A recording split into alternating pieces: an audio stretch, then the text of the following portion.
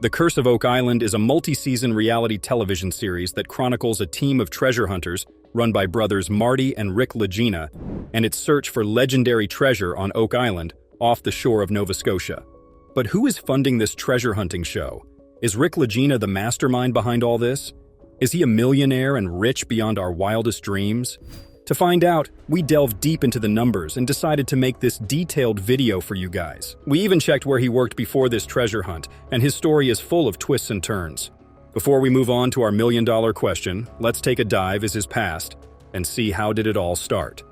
At less than 1 mile long and 1,000 feet wide, the tiny island of Oak Island in Nova Scotia has played host to the world's longest-running and most expensive treasure hunt. Americans Rick and Marty Lagena are the latest treasure hunters to take up the challenge, and so far have spent nearly a decade searching on the island. We've spoken a lot about the Curse of Oak Island lately, and most of you love these characters from the show.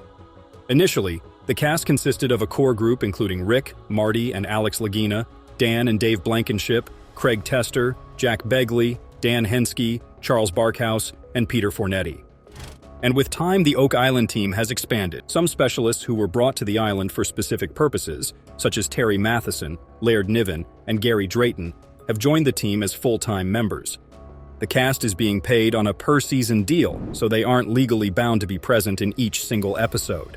Their deal is the typical reality show deal, so they rake up some serious thousands each per season. On the other hand, they also work up product placement deals, which helps out as well. But here is how it all began. In 2006, Rick and Marty purchased a 50% stake of Oak Island Tours, Inc., the company that owned the island, with Oak Island resident Dan Blankenship retaining the other 50%. It was when their treasure hunting days began. Before that, the brothers had two very different careers. Most people, when they first watched The Curse of Oak Island... Well, here's the deal, Rick. I am sick of the swamp, and I am wanting to quit. What do you mean you want to quit? Think that both the Lagena were equally rich, but they are not. It turns out Marty is the doer and Rick is the dreamer, as Marty's net worth is estimated to be as high as $100 million. Divide it by 10 and you get Rick's net worth, which is around $10 million. But the question is, how did he earn his actual fortune? Outside of being a reality TV star, Marty is also a very successful businessman, and that has allowed him to fund the entire Oak Island Tours operation and treasure hunt. Before becoming a TV star, he found success in the fields of natural gas and wind power extraction. Marty attended Michigan Tech University, after which he started working for Amoco as a petroleum engineer. He went on to get his Juris Doctor at the University of Michigan, while working in the petroleum consulting business on the side. His company, Terra Energy, was a pioneer in extracting natural gas from shale around the Midwest in the 1990s. With this company, he developed over $3 billion in natural gas resources and oil.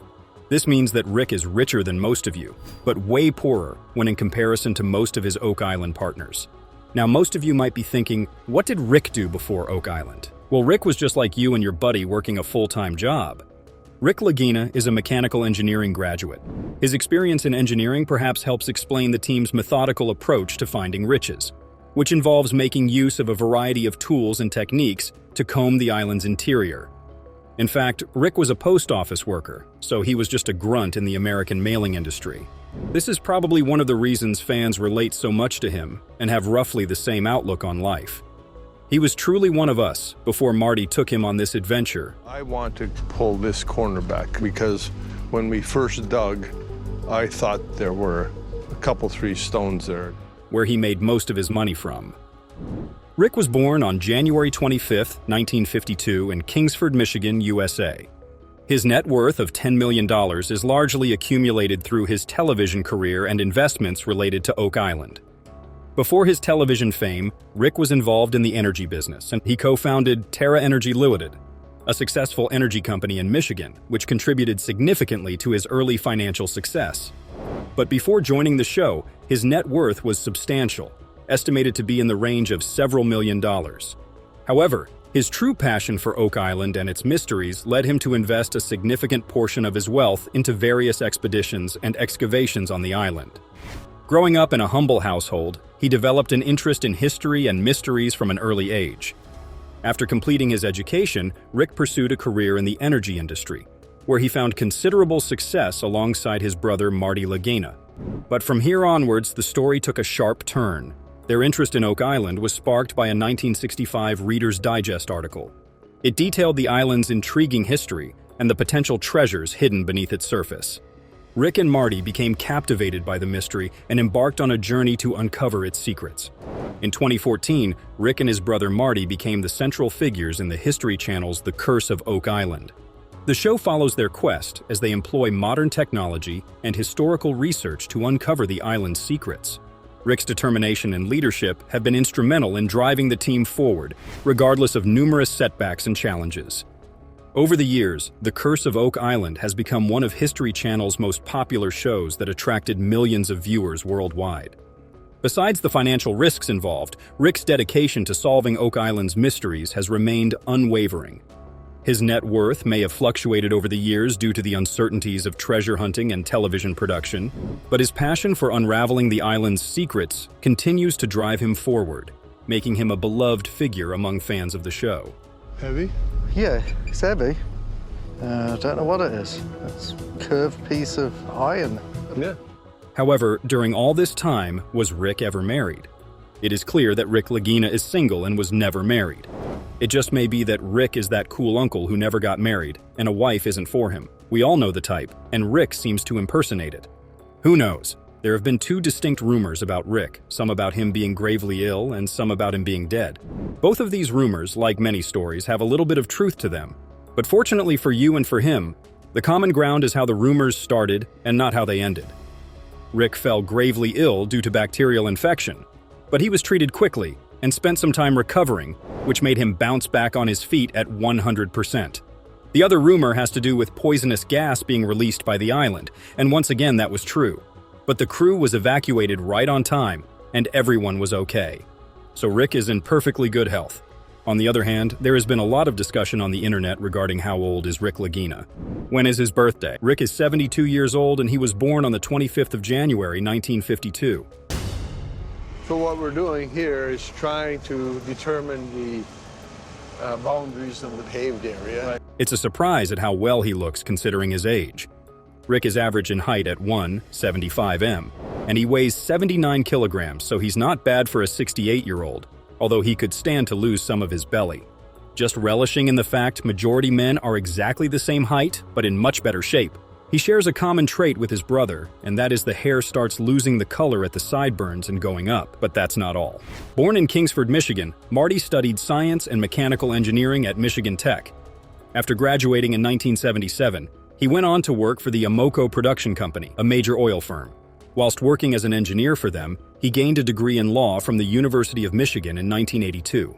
He then went on to found his own company, Terra Energy Limited, which became a pioneer in natural gas extraction.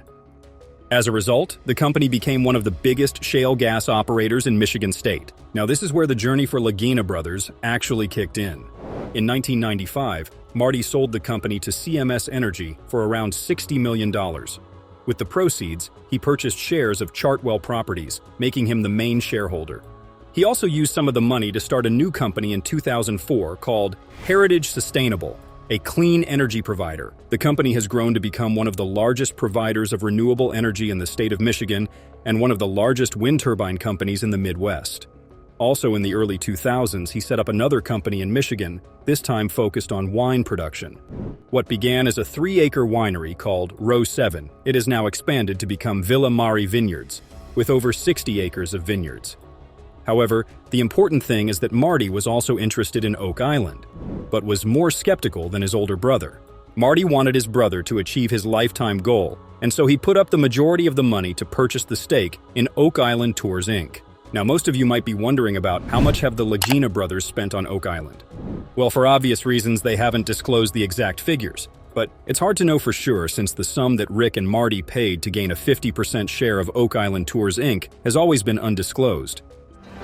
We're drilling in the scientifically delineated area where the gold is coming from. However, estimates have been made about how much they spend on their drilling and digging operations each year.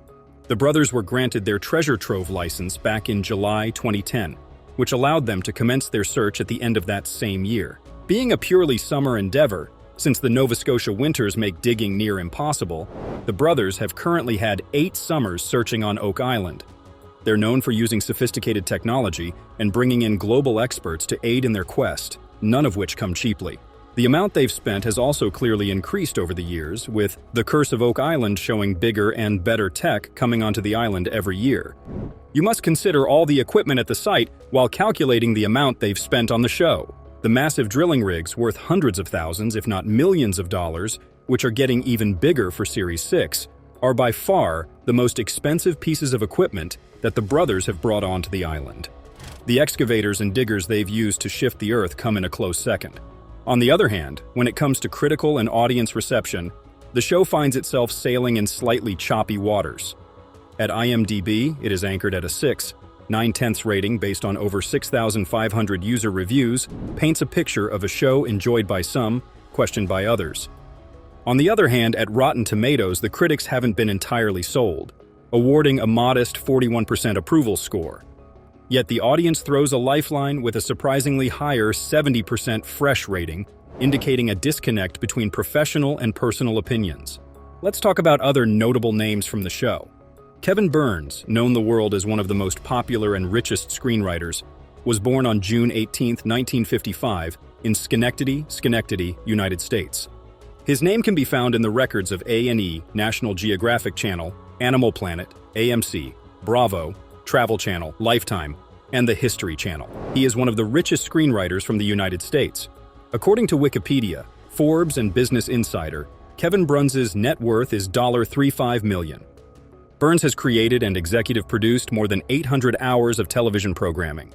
In 1999, Burns officially made a transition from his role as a studio executive to that of a full-time producer. While still under a production deal at Fox Television Studios, Burns and John Jashny formed Synthesis Entertainment and began developing and producing remakes and sequels of the Allen properties, most notably a Fox television pilot for an updated version of The Time Tunnel, 2002, and the feature film versions of Poseidon and Voyage to the Bottom of the Sea. Folks, my next guests are the treasure-hunting stars of The Curse of Oak Island, Rick and Marty Lagena. Shifting our focus back on Rick Lagena, he is a successful individual with a long list of accomplishments.